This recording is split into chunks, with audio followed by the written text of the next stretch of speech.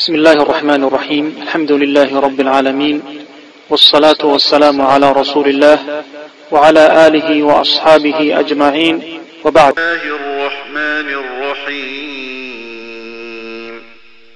تبارك الذي نزل الفرقان على عبده ليكون للعالمين نذيرا. الذي له ملك السماوات والأرض ولم يتخذ ولدا ولم يكن له شريك في الملك وخلق كل شيء فقدره تقديرا. واتخذوا من دونه آلهة لا يخلقون شيئا وهم يخلقون ولا يملكون لأنفسهم ضرا.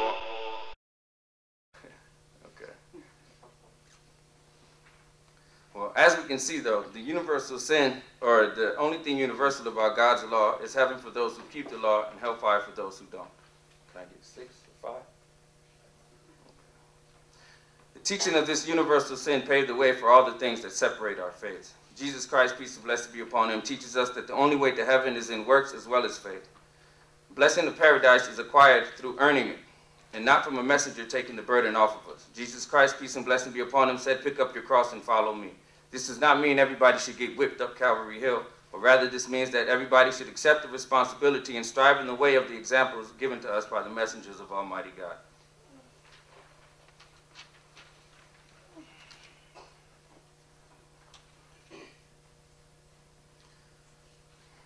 The purpose was not the man coming to die, but the mission was to show the example of true submission and faith.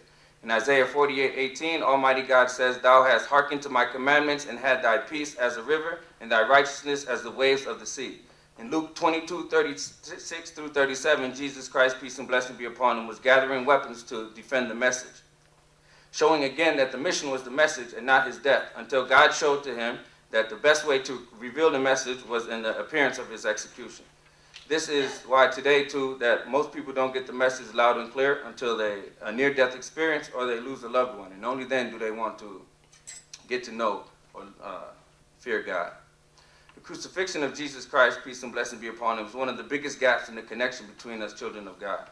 Once we understand the message is what saves us and not the messenger, we can cut most of the distance that separates our paths. If Jesus Christ came to be killed, he would not have prophesied otherwise. Matthew 12:40. He wanted to avoid his execution.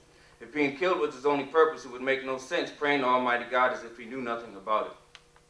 All the gospel authors record Jesus Christ, peace and blessing be upon him, falling on his face and praying to Almighty God, asking him to let the cup pass over him. I give you quotations, but no time. The word resurrection is not said of Jesus Christ, peace and blessing be upon him, anywhere by any of the 4 gospels. They all say he's alive, he's alive, he's alive. Quotations. The term is only applied to Jesus Christ, peace and blessing be upon him, in his later books of the New Testament. Proper analyzing of the last days of Jesus Christ on earth will give a clear understanding as to what actually happened to this love message sent by Almighty God. Quotations are given as well. As Muslims, we believe and follow the example set by Jesus Christ, peace and blessing be upon him. We wholeheartedly love him and only call him what he called himself. There's not a single unequivocal statement in the entire Bible where Jesus Christ, peace and blessing be upon him, claims to be God or where he says, "Worship me." Since no statement exists, we as Muslims recognize that this is not ordained by Almighty God. A closer look shows how these points even go against all the teachings of Almighty God and all his messengers. Jesus Christ, peace and blessing be upon him, showed who he was in action as well as in voice. In John 8:28 through 29 and Matthew 10:40, he states, "He that sent me." Matthew 12:28, "I cast out devils by the Spirit of God." Luke 4:43, "For therefore I am sent." John 11:14 shows how he was aware of this misunderstanding and he cleared it up, stating that, "I know thou hearest me always, but because of the people that stand by, I say it so that they may know that thou hast sent me." John 12:24, "He is believed to be, or he that believes in me believeth not in me, but in he that sent me." He spoke and showed his differences between Almighty God as in the references that the brother gave you. Matthew 19:17 and Luke 18:19. "Why callest thou me good? There is none good except one, and that is God." And Mark 10:40. "To sit on my right hand and my left hand is not mine to give." Mark 12:29. "The Lord our God is one." In John 20, verse 17. "I ascend to my Father and to your Father, to my God and to your God." John 4:24. brother already gave to you as well. God is spirit. Those who worship him worship in spirit. He had limited knowledge. Mark 13:32 as well as Matthew 24:36, on that day knoweth no man. Matthew 21:18-19 and Mark 11:20 or 12 through 13, Jesus was hungry. He saw a fig tree, went to it, but there were no figs on it, because the time of figs was not yet. He got angry, cursed the tree, and it withered away. He ate and he drank. Quotations are given. He slept. Excuse me. Quotations are also given, as the brother gave you as well. Jesus Christ, peace and blessing be upon him, was tempted. Mark 1:13. He had to learn and be taught just like all of us. Luke 2, verse 40 and 52. He started his ministry at about 30 years old. Luke 3:23. I'm asking as well a question, I guess. How are we to imagine that the Almighty God incarnate was here on earth for 30 years just watching his people condemn themselves and didn't say one word? Instead, he chose to be a carpenter.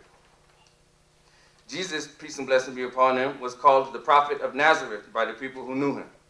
In Mark 6:4, Jesus Christ, peace and blessing be upon him, refers to himself as a prophet. He claimed that no man born of a woman is greater than John the Baptist, his cousin. Matthew 11:11. He cried to God with the rest of God's creation. John 11:33 through 38. One of the most important signs that Jesus Christ, peace and blessing be upon him, gave us to know that he was not and did not claim divinity was the fact that he submitted to the will of Almighty God. Matthew 26:39 and Luke 22:42, not by my will, but by thy will be done. In John 5:30, Jesus Christ, peace and blessing be upon him, says, I can of my own self do nothing. As I hear, I judge. And I know my judgment is just, because I seek not my will, but the will of my Father who hath sent me. This is submission, is the definition of Islam. Anyone who says that they are not seek not their will, but the will of Almighty God, is a Muslim. So by definition and acts and character and teachings, Jesus Christ, peace and blessing be upon him, was a Muslim. After all the things that I have covered, I don't see the need to cover an Apostles' Creed or Nicene Creed, being that they were all put into effect 300 years after Jesus Christ and all of his apostles, and both of them contradict the teachings of Almighty God. A cornerstone is put in front of a building to let them know that the building is complete and ready for occupation. Jesus Christ, peace and blessing be upon him, pointed out through his entire ministry that the people he was dealing with were not God's soldier material, and they were not made of the clay strong enough to mold the new Adam. Peace and blessing be upon him. A close look at a reader can pay attention and understand how this is shown through his statements. In Matthew 8:26, 14:31, and 16:8, as well as Luke 8:25, he calls his chosen people, his apostles that he had picked by God or with God, he calls them, O ye of little faith. Matthew 15:16, he says, Are ye yet without understanding? In Luke 9:41, the apostles are addressed, O faithless and perverse generation. In Matthew 26:41, he's observed and stated it that the spirit indeed is willing, but the flesh is weak. Jesus Christ saw that they were not ready for all he had for them. The solution for this problem was prophesied in Deuteronomy 18:18. Scripture readers were also reminded of this solution in John 1:20, verse 20 through 21. And Jesus Christ, peace and blessing be upon him, confirmed this solution after he told them that they cannot bear everything that he had for them in John 16, verse 7 through 15. The solution was Muhammad sallallahu alaihi wasallam. Christians have the Old Testament, the New Testament, but still need the last Testament, which is the glorious Quran. I would like to end my talk with the ayat from Surah Al-Anbiya.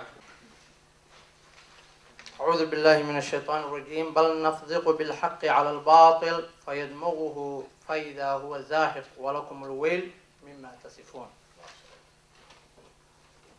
And the translation of that is, Nay, we hurl truth against falsehood, and it knocks out his brains. And behold, falsehood doth perish. And woe to you for the false things that you ascribe to us. And of course, the Islamic salutations. Assalamu alaikum wa rahmatullahi wa barakatuh.